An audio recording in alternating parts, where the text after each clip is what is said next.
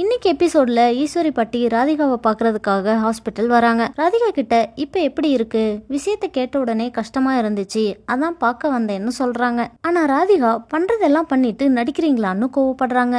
ராதிகாவோட அம்மாவும் நீங்க தானே இவளை கீழே தள்ளி விட்டீங்கன்னு கோவப்படுறாங்க. ஈஸ்வரி பாட்டியும் நான் எதுவுமே பண்ணல, நீங்க ஏதோ தப்பா புரிஞ்சுட்டு பேசுறீங்கன்னு சொல்றாங்க. கோபி கிட்டையும் இவங்க சொல்ற மாதிரி எதுவுமே நடக்கல, நான் ஒண்ணுமே பண்ணலன்னு சொல்றாங்க. கோபியும் அவங்க சொல்றது உண்மைதானே, ஆரம்பத்துல இருந்தே அந்த குழந்தைய உங்களுக்கு பிடிக்கலன்னு சொல்றாரு, நீங்க ஆசைப்பட்ட மாதிரியே எல்லாம் நடந்துருச்சுல்ல, இப்ப சந்தோஷம் தானேன்னு சொல்றாரு. நான் எதுவுமே பண்ணலன்னு சொல்லி பாட்டி அழுகுறாங்க. ஆனா கோபி புரிஞ்சுக்கவே இல்ல. எல்லாரும் பேசினதையே நினைச்சு பாட்டி அழுதுட்டு இருக்காங்க. பாக்யா பாட்டிய நினைச்சு அவங்க வீட்டுல ஃபீல் பண்ணிட்டு இருக்காங்க. பாட்டிய பாக்குறதுக்காக ராதிகாவோட வீட்டுக்கு போறாங்க. பாட்டி வீட்டுல இல்லைன்னு அவங்களுக்கு கால் பண்றாங்க. பாட்டி அழுதுட்டே பாக்யா கிட்ட பேசுறாங்க. இங்க எல்லாரும் வருத்தமா இருக்காங்க, அதான் எனக்கு அழுகையா வருதுன்னு சொல்லிட்டு அப்புறம் கால் பண்றேன்னு சொல்லி வச்சுட்டாங்க. பாக்யா வீட்டுக்கு வந்து பாட்டி அங்க இல்ல, எங்கேயோ வெளியே போயிருக்காங்கன்னு நினைக்கிறேன்னு சொல்றாங்க. செலியனை வர சொல்லி கோபிக்கு கால் பண்ண சொல்றாங்க. செலியனும் கால் பண்ணி பாட்டி அங்க இருக்காங்களான்னு கேக்குறான். ஹாஸ்பிட்டலுக்கு வந்தாங்க, இங்கதான் எங்கேயாவது இருப்பாங்கன்னு கோபி சொல்றாரு. வீட்டுல இருக்க எல்லாரும் பாட்டி ஹாஸ்பிட்டல்ல தான் இருக்காங்கன்னு ரிலாக்ஸா இருக்காங்க. ஆனா பாக்யா மட்டும் ஏன் அத்தை அழுதாங்கன்னு யோசிச்சுட்டே இருக்காங்க.